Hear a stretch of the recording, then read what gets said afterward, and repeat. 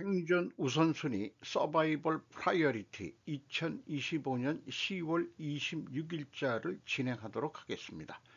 1.25 배속을 보시기 바라고요. 구독, 좋아요도 부탁드립니다. 오늘의 편집 내용들이 되겠습니다.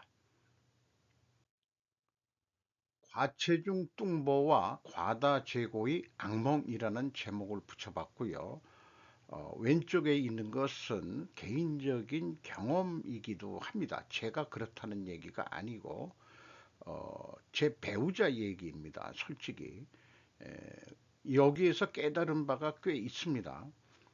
만약에 등에 거동 불가능한 수준의 심한 통증이 있다면 그러면 척추골절이 발생했다는 것이다. 왜냐하면은 과다 체중이 장기화돼서 그렇다. 물론 무리하게 움직인 것도 있을 수 있겠지만 장기화됐다는 것은 고령화로도 해석을 하시면 될 것 같습니다. 그 과다 체중이 척추골절의 근본 원인이었다고 이 원인 과정을 제가 생각한 게 이거죠. 그렇다면 필연적으로 존재할 다른 결과는 무엇이냐? 그러면은 현실적으로 거동이 불가하고 병원 시술을 할 수밖에 없고 돈이 이제 왕창 들어가죠. 이런 조치를 취하게 됩니다. 그러면은 완치를 위해서 다음에 일어날 일은 척추 보조기 및 병원형 침대 생활, 여기에도 돈이 또 투자가 됩니다. 이런 식으로 우리가 충분 조건으로 해결할 수 있는데 노인들의 건강을 위해서는 과다 체중은 빼야 된다.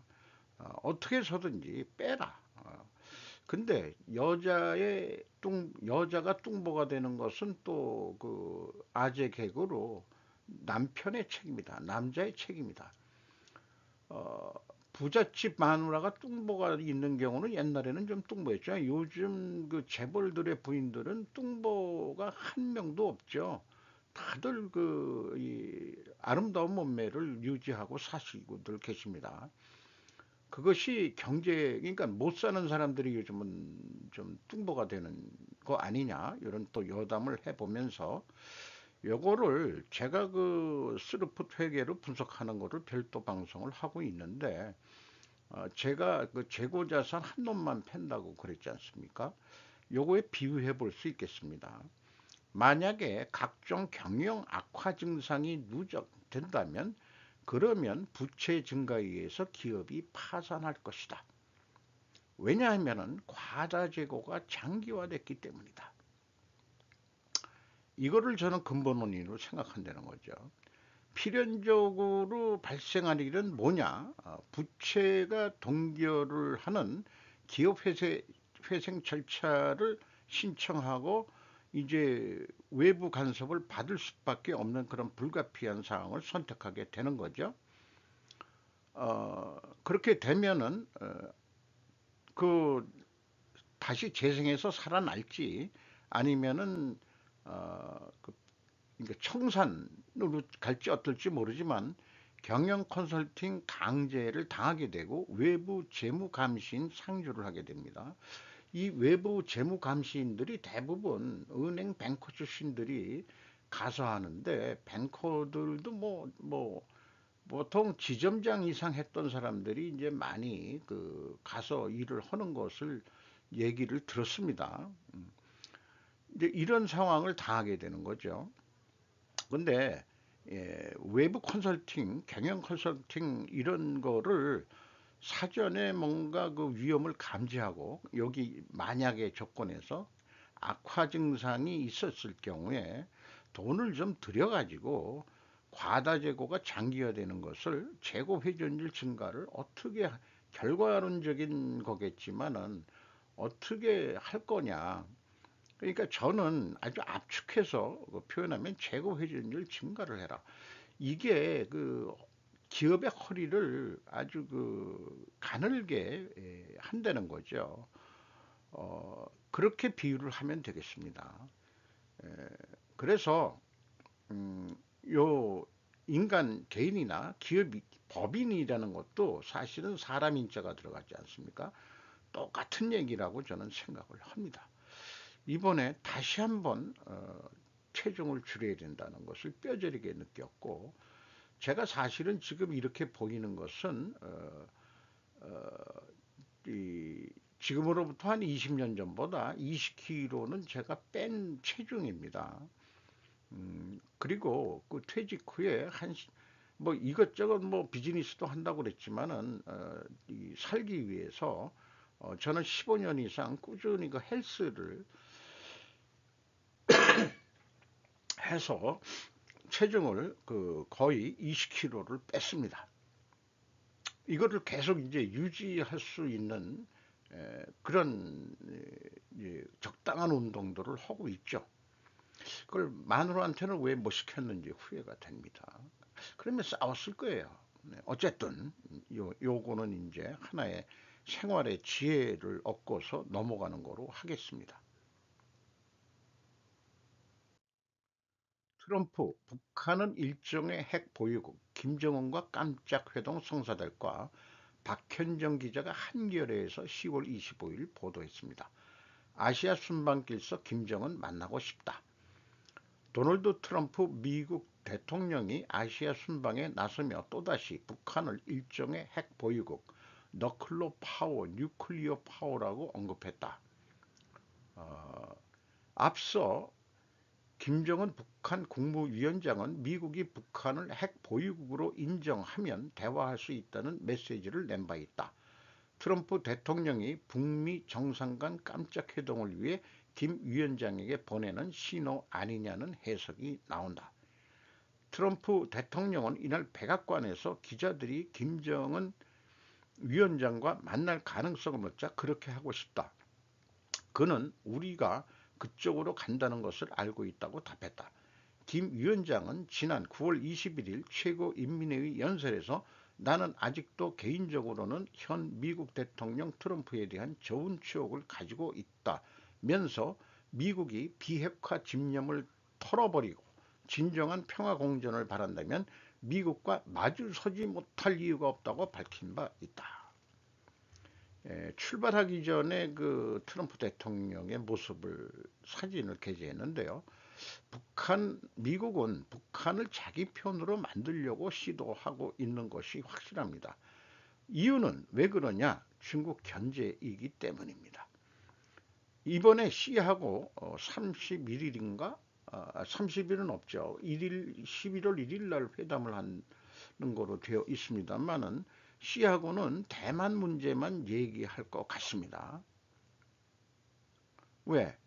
북한은 우리하고 얘기해야 되는 거니까 이렇게 이제 전략을 가지고 있는 것 같습니다. 중국을 염두에 두고 아세안과 연계 강화, 다카이치 외교대부 큰 성과를 26일 정상회의 지지통신 편집국에서 10월 25일 보도했습니다.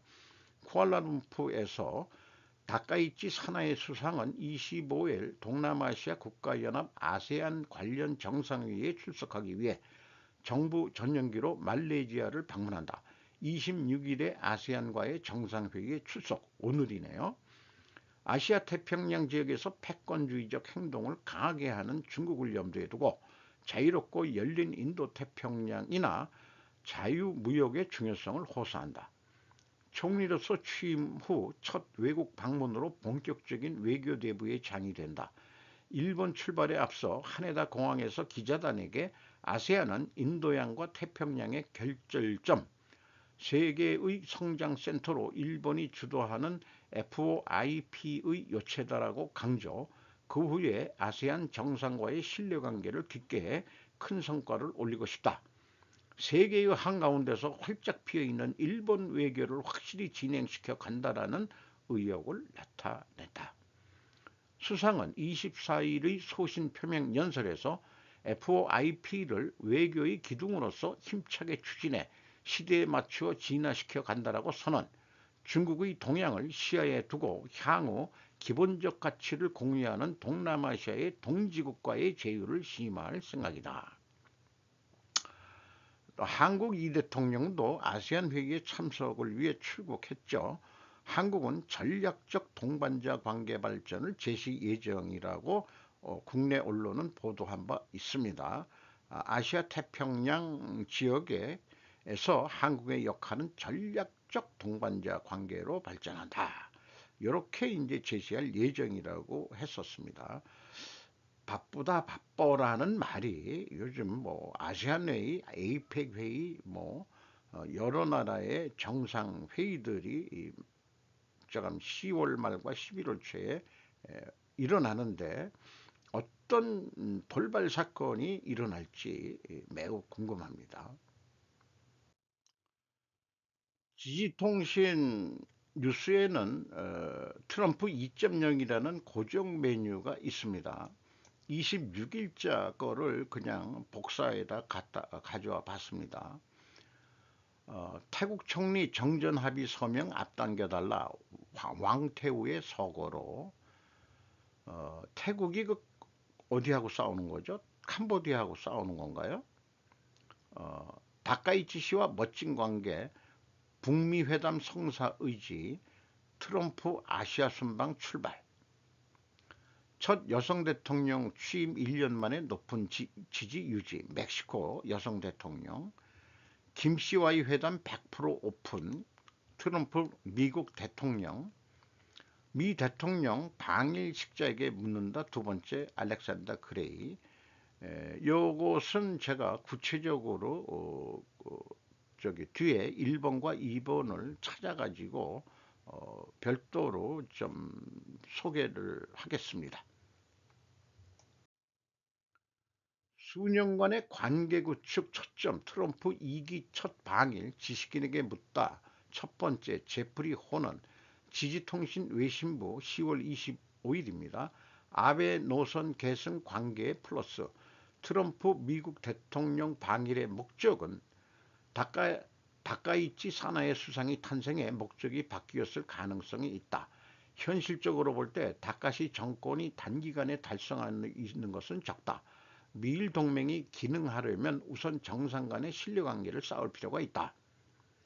트럼프 씨는 방해비 증액을 요구할까? 트럼프 행정부 고위 관계자의 발언을 감안할 때 그런 요청이 있을 것으로 예상한다. 아베 노선의 계승자로 여겨지고 있다. 트럼프가 고 아베 신조 전 총리를 깊이 존경했기 때문에 그는 곧 풀 수 있을 것이다. 다카이치 씨가 중국을 도전이라고 파악하고 있는 것이나 방위력 강화를 목표로 하고 있는 것도 플러스로 작용한다.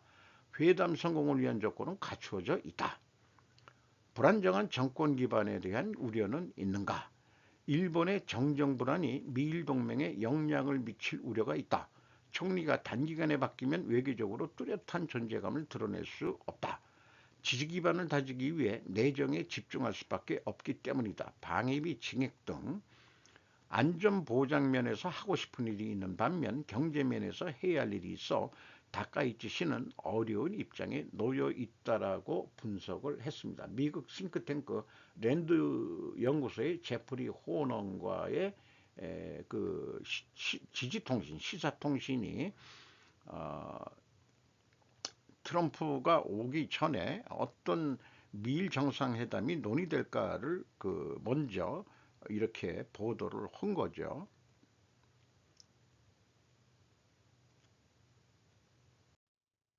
두 번째로 미 대통령 방일 식자에게 묻다 두 번째 알렉산더 그레이 이것도 10월 25일 날 13시에 보도했습니다. 관세 합의는 미래에 대한 투자. 일본은 인도태평양 지역의 가장 중요한 동맹국이다. 정상회담은 미일 관세 합의의 향후 방향을 정하고 실효성을 확보하기 위해 대부분의 시간이 할애될 것이다. 안보상의 공통 위협이나 동맹 심화도 협의할 것이다. 일본에는 관세 합의에 대한 우려가 있다. 미일 동맹의 유지나 발전에는 미 유권자의 지지가 필요하다. 폭넓은 지지가 없으면 양국은 수십 년간 큰 고통을 겪는다. 관세 합의는 미일 관계와 동맹의 장래에 대한 투자로 파악해 주었으면 한다. 트럼프 행정부는 방위비 증액을 요구하고 있지요. 국내 총생산 GDP 대비도 중요하지만 지표지만 능력도 마찬가지다. 대만이나 남중국해, 동중국해 등에서 중국의 침략을 억제하는 데 미리 필요로 하는 능력이 무엇인가를 생각할 필요가 있다. 일본이 자국의 방위나 미국을 지원하는 능력을 어떻게 정의하느냐가 중요하다. 참 추상적인 표현들이지만 다카이치 씨에 대한 기대는 트럼프 씨가 이탈리아 멜로니 수상과 싸운 것 같은 유대로 연결되는 강한 보수의 여성 지도자가 되기를 바란다. 도널드 레이건 미국 대통령과 대처 영국 총리와 같은 관계를 맺을 가능성은 충분히 있을 수 있다라고 알렉산더 그레이라는 전문가와 인터뷰한 내용을 소개했습니다. 그래서 부산에서의 한미 정상회담에 대한 예상을 취재하는 한국 언론은 어디에도 오늘 현재까지 보이질 않습니다.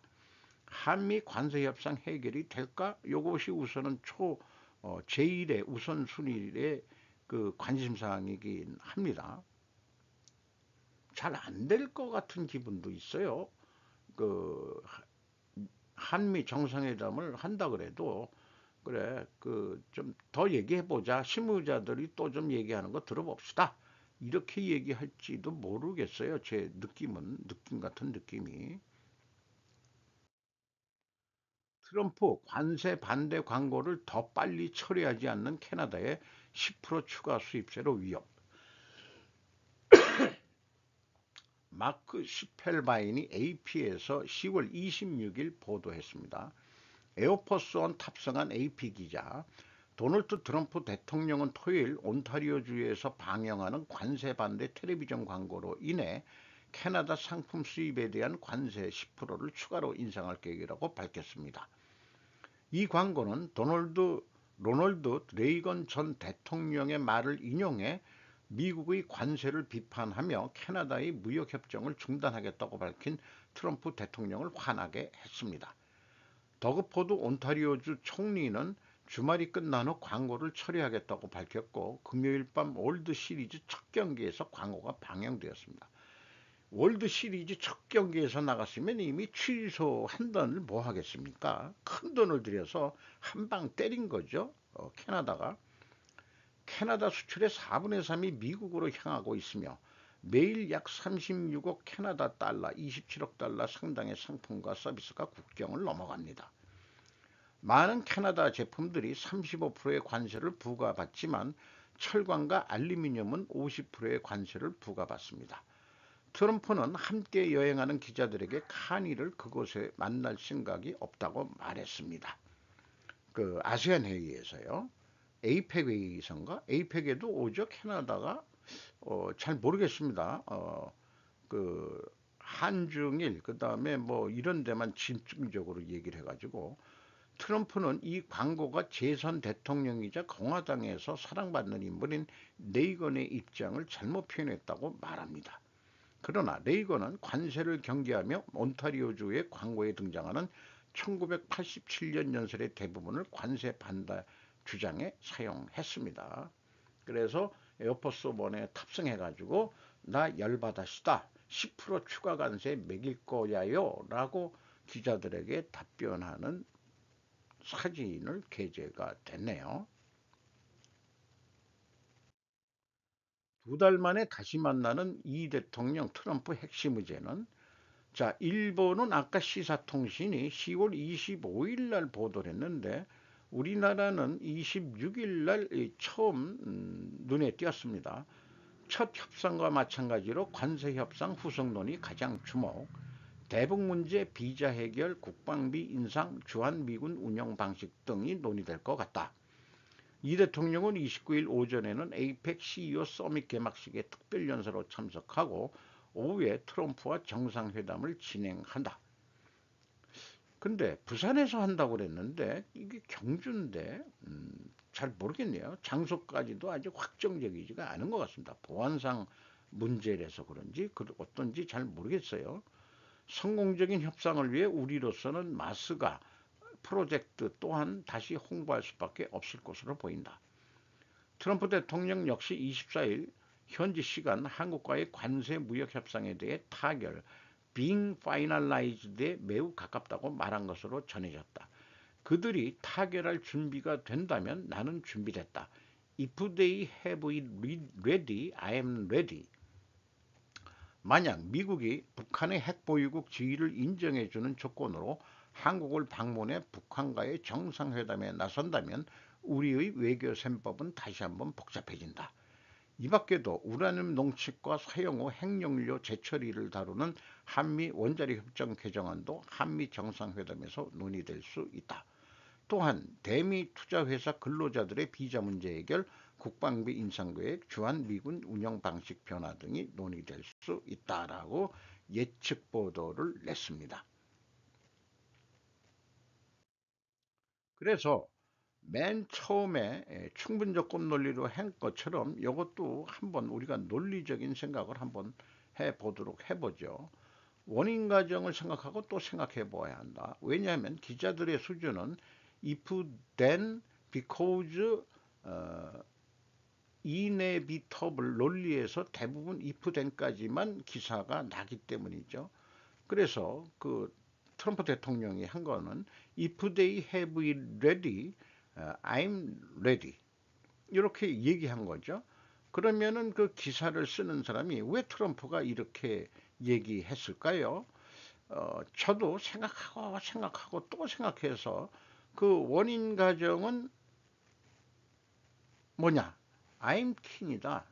그러니까 내가 왕이야. 내 말대로 해. 이거 아니냐? 그러면은 필연적으로 존재할 다른 결과는 뭐냐? 한미 정상회담의 결과가 얘기를 해주겠죠. 제가 어떻게 감히 이 필연적으로 존재할 다른 결과는 무엇이냐? 자, 궁금하죠? 네. 또 이런 표현을 했죠. 북한 핵 보유 인정 회담을 한다면 만약에 그렇다면은 한국 셈법은 매우 복잡해진다. 왜냐하면 원인 가정을 많이 우리가 또 떠오르는 얘기들이 있을 수 있어요. 그냥 이 극보수 구구는 우리도 원자력 갖자는 건데 그러면은 한국은 죽음으로 갈 거로 우리는 생각을 하고 핵 보유 없이 어떻게 할 거냐?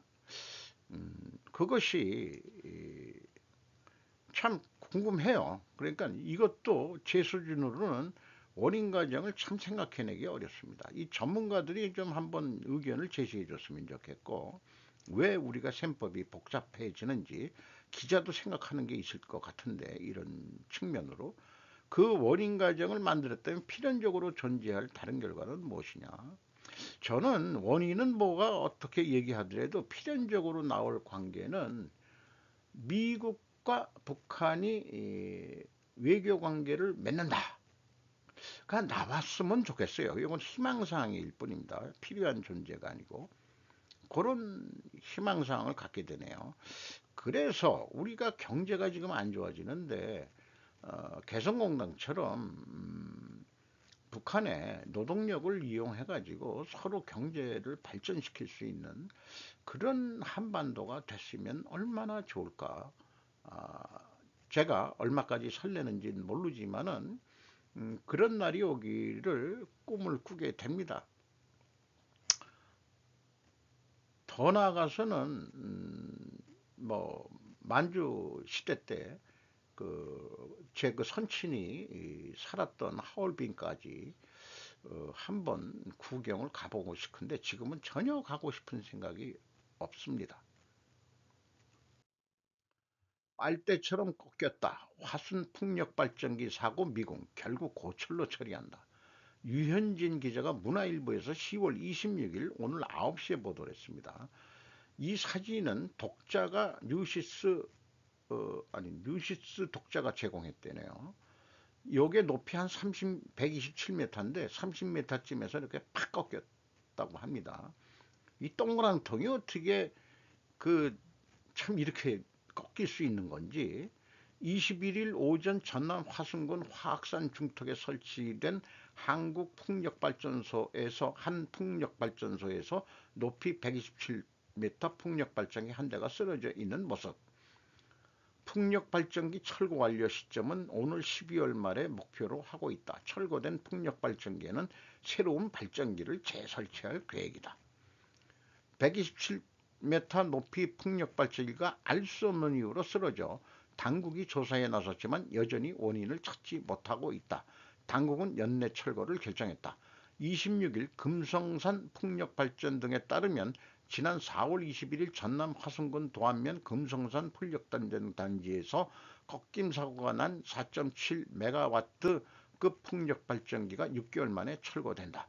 사고 풍력발전기 설비 제조업체 독일 지멘스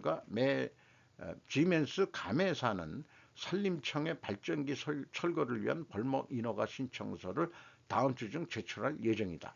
최근 산업통상자원부와 화순군 지역민 등에게도 철거 작업 실시 계획을 알렸다. 철기둥을 설마 독일에서 직접 제작한 것도 아닐 것이고 분명 국내 하청에서 제조되었을 터인데 철제 메이커와 용접 제작사를 밝혀야 한다. 원인 없는 결과는 없습니다. 철이란 강복점이 있습니다.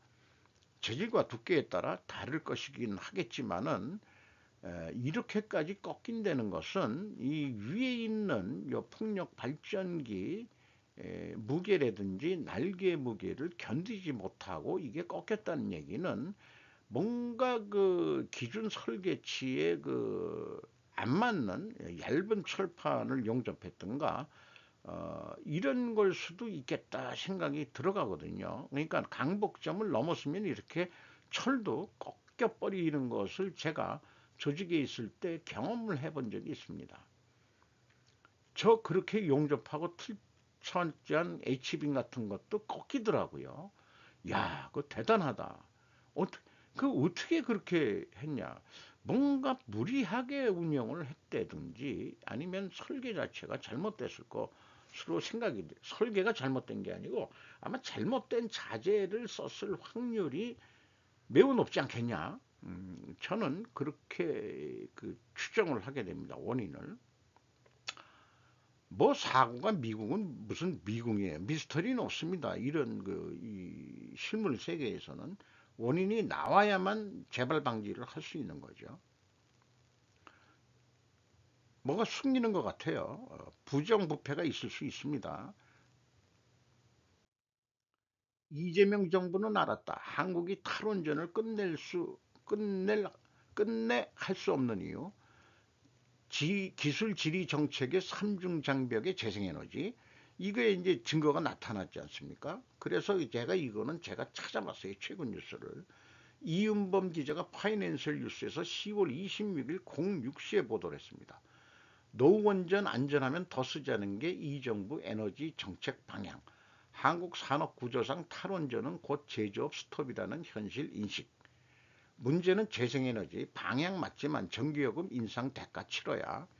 노원전의 경우 안전성이 확인되면 수명 연장을 고려하고 재생에너지 확대 정책을 유지하며 에너지 믹스 정책을 통해 원자력 발전을 활용할 가능성을 시사한 바 있다.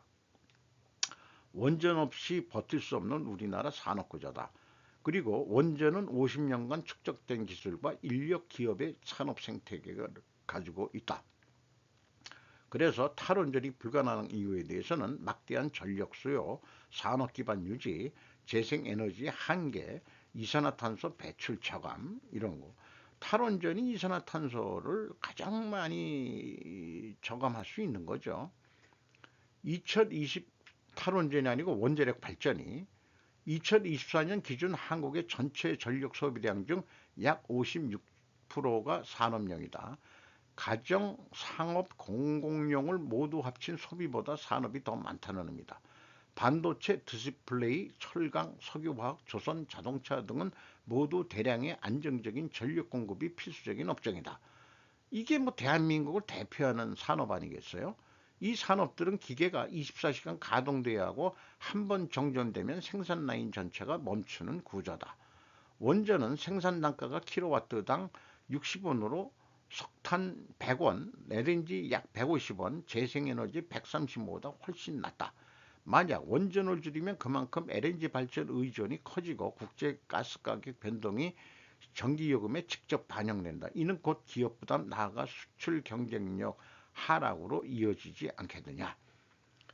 재생에너지 중심의 에너지 전환이라는 것은 뭐 타당하지만 우리나라 현실과는 매우 거리가 있다는 평가가 지배적인 게 현실인데, 그럼에도 재생에너지를 강행한다면 말은 노원전 안전하다면 더 쓰자고 해놓고 지금 들리는 소문은 중단해라라는 쪽으로 의견이 나오는 것 같다는 거죠. 그러면은 재생에너지 쪽으로 더 가게 되는데, 아니면 화력 발전을 더 돌려야 되는데, 아마 재생에너지라는 것은 지역 이기주의 내지는 이해관계, 지자체하고의 이해관계, 이런 그 돈의 문제가, 그러니까 이해관계가 분명히 있기 때문에 그런 것 같습니다. 그러니까 선거표라든지 등등도 감안해 가지고 하는 거 아니야. 국가 전체의 이익을 보는 게 아니고 어떤 그 지역적인 이익 이런 거에 의해서 영향을 받을 수 있지 않을까. 그런 거 아니냐 현실로. 그런 생각을 해보게 되네요.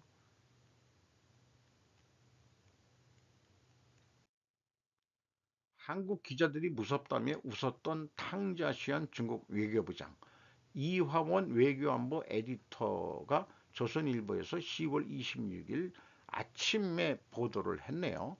2000년 외무회담서 한국 언론의 유머로 불만 표출, 멀리 와줘서 고맙다며 즉석서 만찬 제안하기도, 홍순영 장관과 파격적인 1박 2일 온천 외교도, 퇴임한 김대중 전 대통령 방중하자 깍듯이 예우. 첫 번째로 그 기자가 탕자 시안을 만난 것은 이 취재를 위해서 격식파게 탕자 시안이 1999년도에 방한했었다. 한국에서 온 기자들을 환영합니다. 요거는 탕 부장을 다시 만난 것은 그로부터 4개월 뒤인 2000년 4월이었다. 남북이 구동존의의 정신을 살려 긍정적 결과를 얻기를 바란다는 그때 그런 표현을 했다고 그러고, 한중일 삼국협력에 힘을 실은 표현도 있었다. 탕 부장을 세 번째로 만난 것은 그가 국무위원회에서 물러난 후 2011년 국내에서 열린 뭐 한중일 무슨 뭐 협력 거기에 왔었다는 거예요. 근데 결론만 아주 장문의 그 글인데 결론 부분만 가져왔습니다. 여유와 배려 보이지 않는 한중 관계. 지금의 한중 관계에는 그런 여유와 배려가 보이지 않습니다. 중국의 시진핑 주석은 차기 에이펙 의장국으로서 한국에 마지못해 오는 인상을 주고 있습니다. 중국 상무부는 지난 14일 미국 내 하나오션 자회사 5곳을 대상으로 거래 금지 제재를 발표했습니다. 역대 중국 외교부장 중 가장 힘이 세다는 왕이 부장은 한국을 건너뛰고 다른 나라의 외교에 몰두하는 모습입니다. 이번 에이펙에는 시진핑을 과 같이 오지 않는다는 얘기죠. 중국의 경제력은 25년 전과 비교할 수 없을 정도로 커졌지만 외교 전략의 품격은 오히려 떨어졌고, 우리나라도 그런 중국에 맞서 상대할 수 있는 외교관은 사라져 가는 것 같습니다라는 소회를 냈습니다. 오늘도 좋은 하루 되시기 바랍니다.